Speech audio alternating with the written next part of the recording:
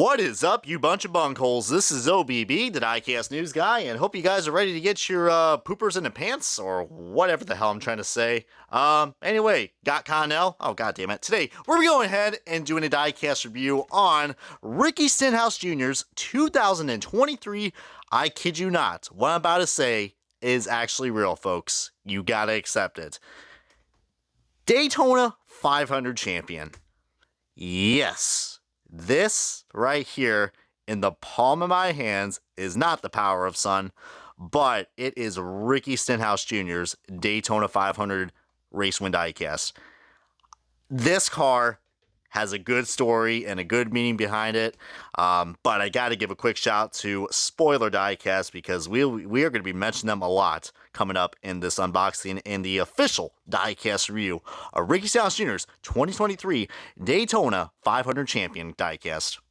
And alrighty, folks, we got this diecast out of its box, and wait, what the hell was that? Oh fuck! I think it's broken. Got Connell. That's probably the most low-budget Connell commercial that you'll ever get in your life. But with that weird joke out of the side, man, I am so glad that this finally got made as, what the hell, the axle just locked up. All right, there we go. Now we definitely cleared out a corner round. But in all honesty, man, I'm really excited that we actually have a Ricky Stenhouse Jr. diecast release that's not on the PTC mold, not on the J mold. It got released in the Gold Series, and you know how these JTG Daughtry, that's a mouthful to say. Try saying that 3 times fast with any alliterations in your mouth. Hell, sounds like you'll have like a bunch of, I guess you could say, cotton in your mouth. But anyways, we're going, I don't know, probably could throw my forehand to a nearest Kroger and just sell my ass off because, God, some of these jokes are just getting so bad right now. But can't help myself because we're reviewing a Ricky Stenhouse Jr., I'm sorry, should we even call this guy Ricky or Recky Stenhouse Jr. anymore? Probably not. I mean, not only did he not wreck, but not even spin out, this guy, he did it. He did something that I never thought that we were going to see. I mean, winning the Daytona 500, I mean, there's that cliche that always goes around. The winning the Daytona 500, yeah, it does change your life. But it's going to change more than what Ricky Stenhouse Jr. did, man. I mean, every time, you knew your reputation was going to change forever. And when every time a wreck happens at a super speedway, you're just like, leave it at Stenhouse. Sounds like a bad sitcom. But, dude, this just came. I was at this race. I forgot to even mention that, guys. This was my second Daytona 500, and I was blown away. Like, don't get me wrong. Austin Cindric's Daytona 500 win from last year, which, by the way, keep that car in mind because we might be doing a side-by-side comparison of this. When Stenhouse crossed the line, I couldn't believe it. My jaw was dropping. I think I even live streamed a little bit. It was like basically how this car is going upsy daisy right now. It's just like, that's my expression right there.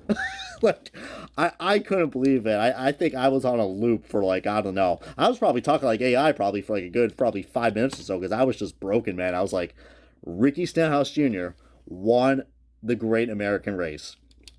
And after that, a lot of, I guess you could say, holy fucks and a lot of holy shits. And just, yeah, I was just laughing and just having a good time. Today's 500, man, absolutely just, God, what an experience it is, man. I'm so glad it's been a yearly thing for me now. And getting the diecast like this, even though it sucks, I mean, remember the days when we had the Daytona 500 winning diecast earlier, but we couldn't have those days anymore, man. Hell, I remember when we had diecast coming out right at Daytona when the new season starts, but you know, times have changed, my friends. But anyways, don't want to go on a loophole like this Continental car. Let's get on to some nice little details that we got on this, as we're already, 3 minutes in. But there were a lot of people that were really nervous that this car was probably not going to make MOQ. But thanks to Spoiler Diecast, as one thing I want to say that's not a good spoiler, well, we know anyways, I realized that grill piece is a little lopsided. That is a little lopsided, so Lionel, even though you were able to produce this car and not get it canceled, thank you, Spoiler Diecast. What I was trying to say before I got distracted by that grill piece being slanted, goddamn, that looks like an eye job gone wrong, damn, Lord. I wanted to look like the Kardashians, but then you look like this, goddamn, more like a T-Rex. But anyways, getting back to this car, man, I will have to say, this car was originally canceled. This car was not going to make the minimum order quantity. And Spoiler Diecast was able to buy like 700 or 800 plus of these cars. So in terms of rarity, this car probably will not get rare if you get it from Spoiler Diecast. But I don't think this is sold out yet on Circle B. Probably it has, because it is the 500 winning car, and that is huge. But what's even cool is that those are squiggly marks right there. Squiggly marks of actually not something from the Lionel factory, but from the race winning crew. Look at that, man. That is so freaking cool.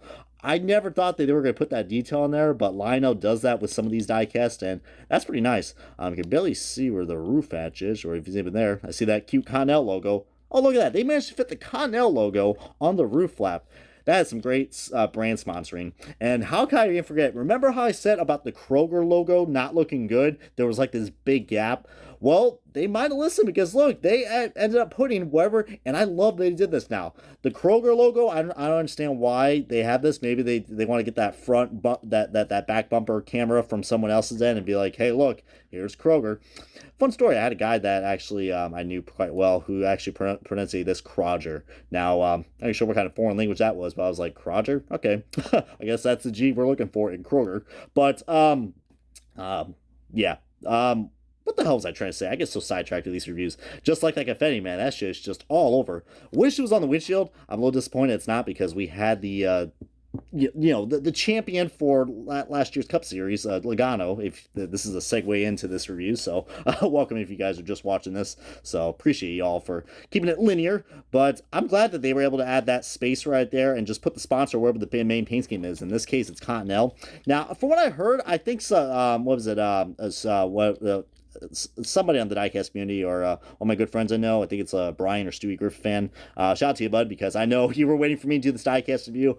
I know I do give some shouts to some people, but definitely had you in my mind when I was looking at this. One thing I will not say I had in my mind is, what happened here? Is that a Slinky? What the hell going on there? Stenhouse ran over a plastic bag. No, it's just a that's supposed to represent. I guess these are supposed to for the so that way they can tell like how far, or I guess how, just to show like if they're touching the ground or not. As you can see, I'm definitely not an expert when it comes to that terminology. It's a splitter, you dipshit. I know.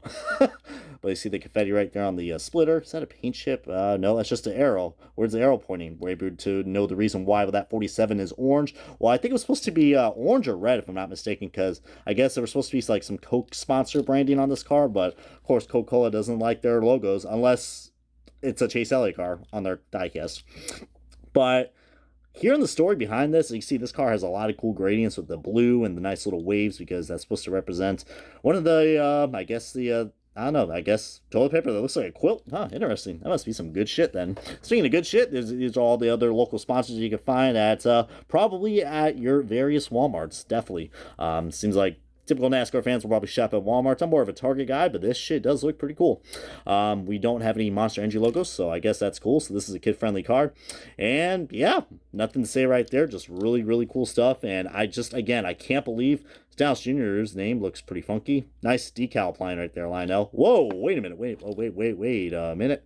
Holy shit, that, look at that A-pillar. Look at that A-pillar. Oh, shit. Okay, so that side looks pretty good. Yeah, onto this A-pillar. I'm kind of out of words right now.